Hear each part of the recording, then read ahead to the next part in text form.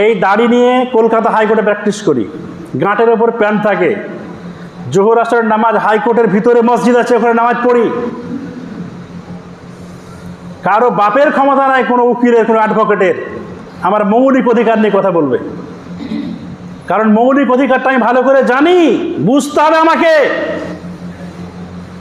আমার ধর্ম পালনের ব্যাপারে কারো আঙুল তোলার অধিকার নেই, কারো ক্ষমতা নেই, কোনো জাস্টিসের নেই, কোনো মুখ্যমন্ত্রী নেই, প্রধানমন্ত্রী হোক বা যে কোনো পদাধিকারী হোক না কেন। মৌলিক অধিকার এমন একটা জিনিস, এর বিষয়ে হস্তক্ষেপ করার, আঙুল তোলার কার অধিকার নেই। আজকে যদি আমাদের নিজেদের অধিকারটা আমরা জানতাম, তাহলে ধর্ম পালন করতে বাধা কোথায়? কে বাধা দিচ্ছে? 5 ওয়াক্তের নামাজ পড়তে কে বাধা দিচ্ছে? কে বলছে তুমি কুরবানি করবে না? বর্তমান পরিস্থিতিতে আমরাই নিজেদের ইসলামের দুর্নাম করেছি, ইসলামের মান সম্মান আমরাই নিজেরা নষ্ট করেছি। এই জন্য রাসূলুল্লাহ সাল্লাল্লাহু আলাইহি ওয়াসাল্লাম বলছেন, ইউশিকুল উমাম আন তাদআ আলাইকুম কামা তাদআল আকালাতু ইলা কাসআতিহা। পৃথিবীর যারা অমুসলিম আছে তারা তোমাদের কি করবে? ছিঁড়ে খাবে সব দিক থেকে, সব দিক থেকে। ওই যে দস্তরখানা যেরকম আমরা খাবার খাই, দেখবেন সৌদি আরব যারা গিয়েছেন একটা থালাতে বা দস্তরখানায় গোল করে বসে সবাই সব দিক থেকে খাবার খায়।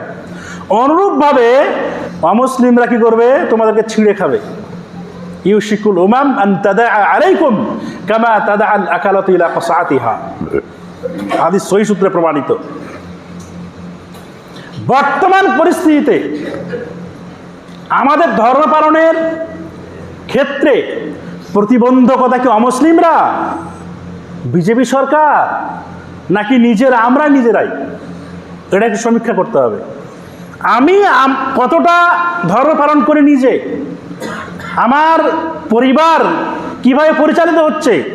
আমি তো হয়তো জান্নাত থেকে মনে হচ্ছে পালিয়ে এসেছি, টুপি পাঞ্জা পাঞ্জাবি পরে চলে আসছে নামাজ পড়তে, কিন্তু আমার ছেলেটা বাড়িতে ঘুমাচ্ছে, বৌমাটা বাড়িতে ঘুমাচ্ছে, মেয়েটা ঘুমাচ্ছে, বউটা ঘুমাচ্ছে, আর আমি ভাবছি কি যে আমি একাই নামাজ পড়ে জান্নাতে চলে যাব, জান্নাতুল ফিরদাউস। সম্ভব নয়।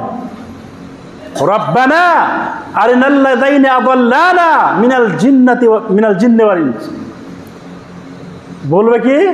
জিন এবং এই মানুষ আল্লাহর কাছে অভিযোগ করবে, আল্লাহ তাহতা আকদামিনা লিয়াকুনা মিনাল আসফালিন। তুমি তো জাহান্নামে দিচ্ছ আমাদেরকে, ঠিক আছে, কিন্তু ওদেরকে আমরা যতক্ষণ পর্যন্ত পদপিষ্ট না করব, ওদেরকে আমরা পায়ের নিচে খিঁচে তারপরে জাহান্নামে যাব।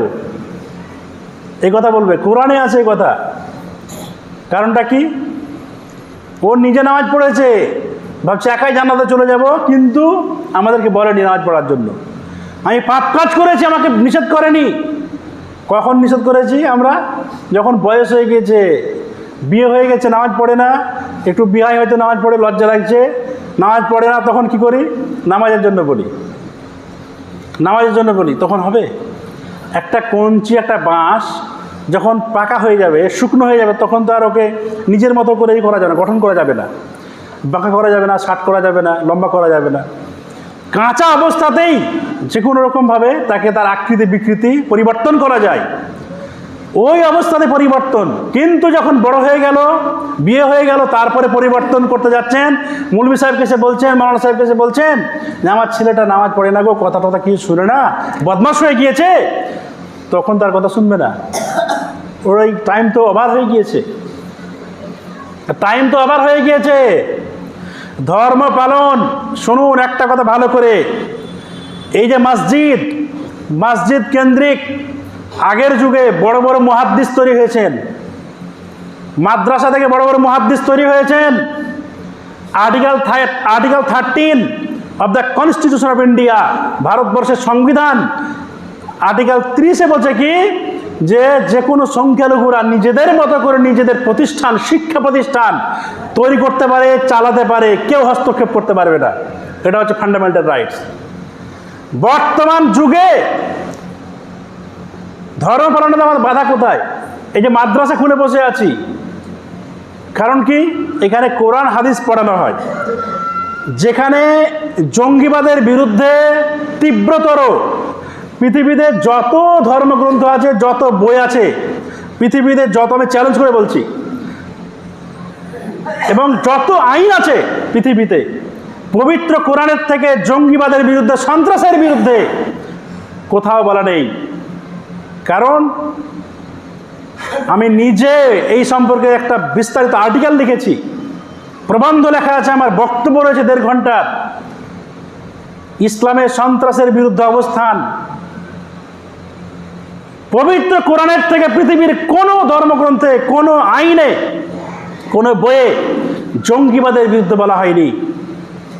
ইসলাম যেখানে কোরআন পড়া হচ্ছে মাদ্রাসায়, যেই মাদ্রাসায় বলা হচ্ছে জঙ্গির আঁতুরঘর, গদি মিডিয়া, পাঁচাটা মিডিয়া বলছে, তখন আমরা মুসলিমরা কি করছি? নীরব দর্শক। নীরব দর্শক মানে চুপচাপ কুম্ভকর্ণের মতো মাদ্রাসা শিক্ষক, ছাত্র, কমিটি এবং মুসলিম সমাজ আমরা শুয়ে থাকি, ঘুমন্ত অবস্থা থাকি কুম্ভকর্ণের মতো। কুম্ভকর্ণ হয়তো এক একটু তাকায়, জেগে ওঠে, প্রতিবাদ করে, কিন্তু আমাদের মধ্যে সেটাও নেই বর্তমান পরিস্থিতিতে।